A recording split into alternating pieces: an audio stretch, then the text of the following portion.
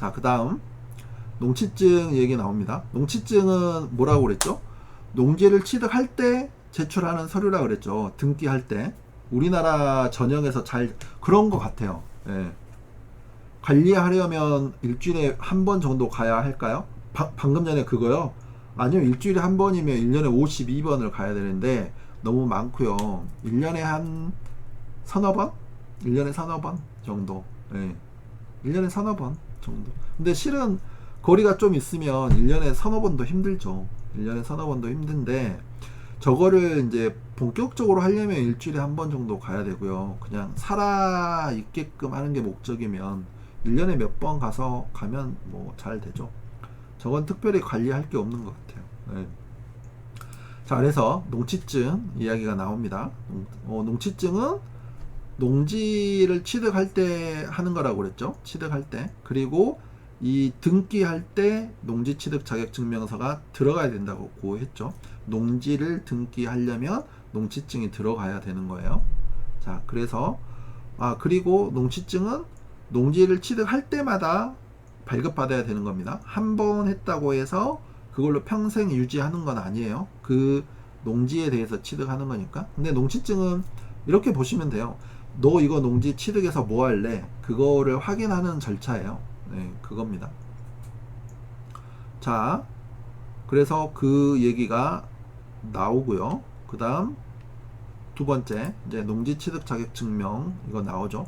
그래서 뭐 보통은 4일 그러니까 경영계획서까지 작성을 하면 경영계획서라는 거는 1000제곱미터 이상 1000제곱미터 이상 취득하면 그때부터 농업 경영계획서를 쓴다라고 했습니다. 그래서 그거를 경영계획서를 쓰면 4일이 걸리고요. 그 다음에 경영계획서를 안 쓰고 경영계획서를 안 썼다라는 거는 주말 농장으로 한 거죠. 주말 농장으로 한 거니까 이런 경우에는 그냥 2일 이내에 처리한다라는 거죠. 근데 보통은 뭐 하루나 이틀 정도면 나와요. 하루나 이틀 정도면 나오고 좀 급한 경우에는 뭐 얘기 잘하면 뭐 당일날도 바로 해주기도 하고 그렇습니다. 뭐 근데 이런 경우에는 이제 농취증이 없어도 된다라는 건데 상속으로 취득하는 경우에는 농취증이 없어도 돼요.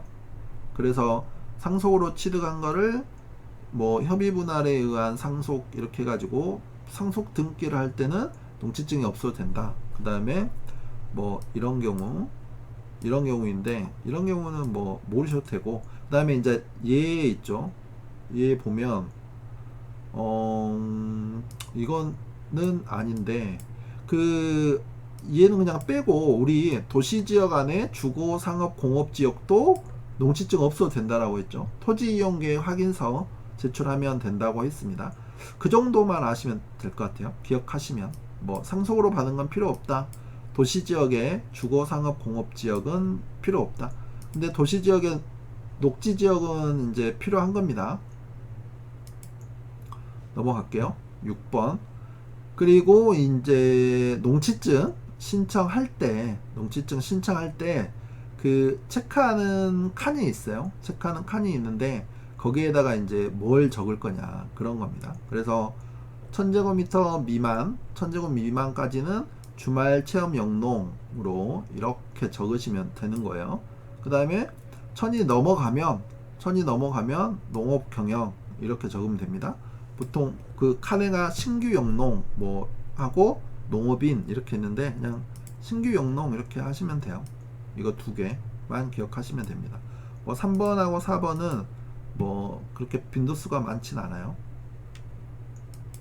그 다음 7 이제 농지 소유 상한이라는 게 있는데 이게 뭐 이렇게 있어요. 그러니까 농지를 어느 정도까지 소유할 수 있는지 그거를 정해 놓은 건데 주말 체험 농지는 1000제곱미터 미만이죠. 세대원 면적을 포함하는 겁니다. 그러니까 세대원이 소유한 농지를 다 합쳐서 1000제곱미터 미만까지는 주말 농장으로 가능하다라는 거예요.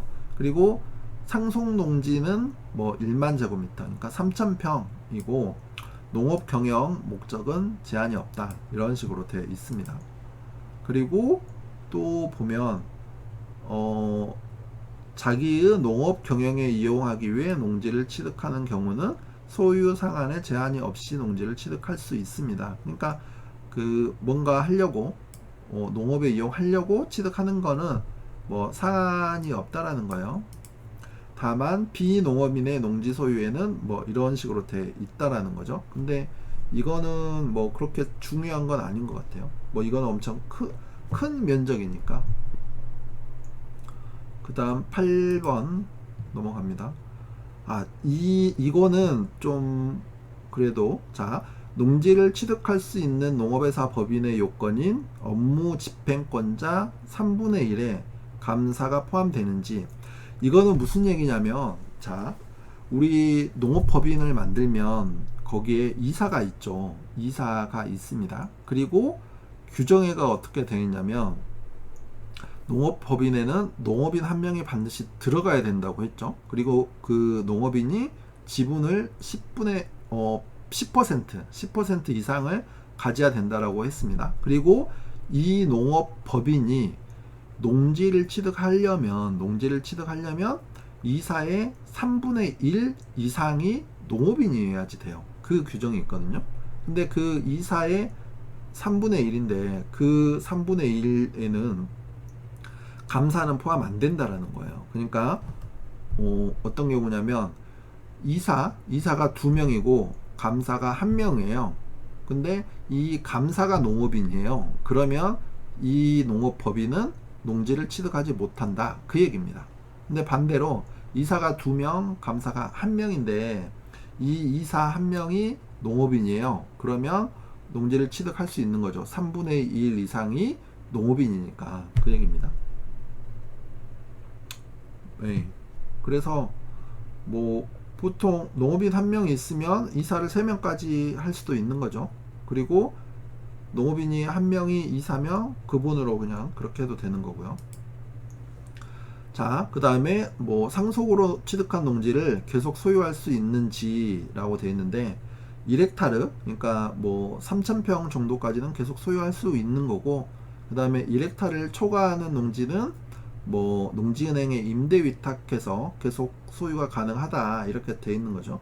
근데 현실적으로는 이렇게 하는 경우는 없는 것 같아요. 그냥 상속받으면 다 그냥 가지고 있는 거 아닌가요? 네. 그래서 근데 규정에는 이렇게 돼 있어요. 이렇게. 자, 그리고 이게 이제 1헥타르가 넘더라도 이제 초과하는 부분은 뭐 자기가 뭐 하면 되는 거죠. 그렇게 해서 가지고 있는 거죠. 앞에서도 농업 경영에 이용하는 경우에는 소유 제한이 없다라고 있잖아요. 그러니까 이제 뭐 뭘 해서 이렇게 가지고 있는 겁니다. 가지고 있는 거예요. 이 조건에 맞춰서 가지고 있는 거죠. 자, 그리고 상속과 증여에 따른 농지 취득. 예. 상속은 농업인과 비농업인의 경우에도 소유가 가능하나, 자, 증여는 농지를 자기의 농업 경영에 이용할 자에게만 소유를 허용한다라는 거죠. 이제 상속은 그 자기 의사하고는 상관없이 받는 거잖아요. 그래서 농업인하고 비농업인인 경우에도 가능한데, 증여는 이제 그 농업에 이용할 사람한테만 이제 할 수 있다라는 거죠. 그리고 또 뒤에 나오는데, 농지 증여는 미성년자한테는 또 안 돼요. 농지 증여는 미성년자한테는 안 됩니다. 왜? 미성년자는 농업 경영을 못 한다라고 보는 거예요. 그래서 농지 증여는 미성년자는 안 된다, 그렇게 기억하시면 됩니다. 자, 주말 체험 영농 목적의 농지를 취득할 수 있는 조건은, 그 말씀을 안 드렸네요. 저희 지금 밴드 라이브로 하잖아요. 밴드 라이브로 하는데, 밴드 라이브가 최대 2시간까지예요. 2시간까지고 하루에 5번을 할 수 있거든요. 그래서 저희가 8시 반에서 9시 반, 10시 반이니까 10시 20분쯤에 한번 쉬겠습니다. 그리고 이게 라이브가 종료가 되면 이게 끊겨요. 끊기니까 한 5분 정도 있다가 다시 그거 찾아서 들어오셔야 돼요. 좀 전에 들어오신 방법으로 들어오셔야 됩니다. 상속은 돌아가시고 가능하고 증여는 살아서 그쵸. 예. 상속은 이제 돌아가시고 난 다음에 이렇게 상속 등기를 하는 거고, 증여는 이제 살아 계실 때 이렇게 증여 주는 거죠. 주는 거예요. 예. 증여하시는 게 좋아요. 그러니까 어떤 경우냐면 첫째 시간에도 그 물어보셨는데, 그 뭐죠? 토지를 샀어요. 2억에 샀어요. 2억에 샀는데 이 토지가 6억이 됐어요. 6억이.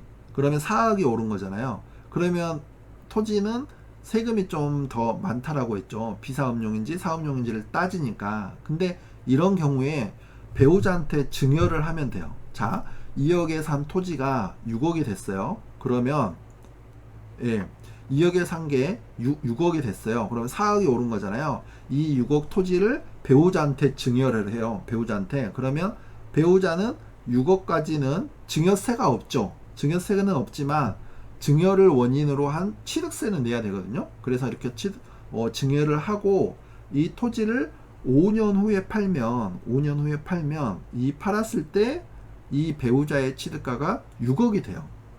6억. 그게 이제 이월과세라고 하거든요. 그래서 실제로 최근에도 주택도 많이 증여를 했고요.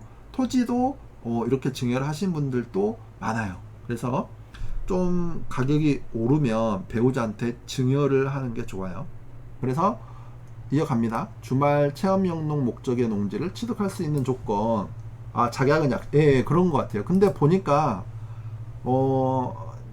관리를 안 해요. 잘 그냥 놔두는데 잘 큽니다. 엊그제도 가서 봤더니 잎이 다 말랐어요.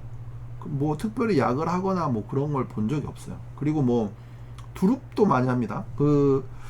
우리 산에 있는 두릅 말고 약재로 쓰는 두릅이 또 있나 봐요. 땅두릅이라고 해가지고 그것도 몇 년 키워요.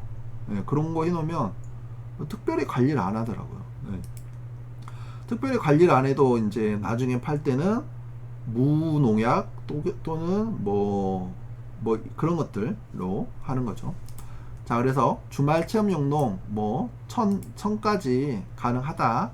그 얘기입니다.